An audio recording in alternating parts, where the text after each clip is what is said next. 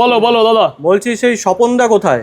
স্বপনদা যেহেতু আগে তো আমি পার্টি অফিসের পাশেই থাকতাম জানো, তো রোজ দেখা হতো? রোজ দেখা হতো। আর দাদা ওখানে আমার জন্য অনেক অনেক সাপোর্ট করেছে, তার জন্য তো স্বপনদাকে আমার চিরকৃতজ্ঞ আর চিরজীবন মনে রাখবো।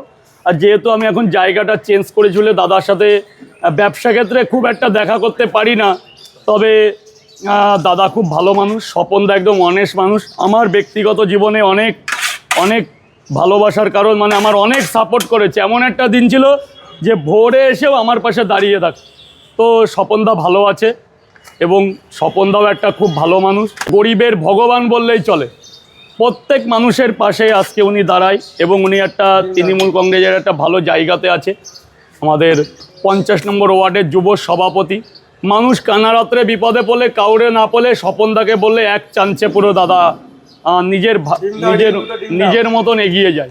এর জন্যে ওনাকে অনেক অনেক ধন্যবাদ, এরকম আমাদের মতো মধ্যবিত্ত ঘরের লোকেদের পাশে দাঁড়ানোর জন্য। জায়গাটাও তো দাদার জন্যই, এই জায়গাটাও দাদার জন্য। আজকে স্বপনদা না থাকলে এরকম জায়গায় আমি দাঁড়িয়ে পাওয়াটা বেচতে পারতাম না, এত এলাহি ভাবে।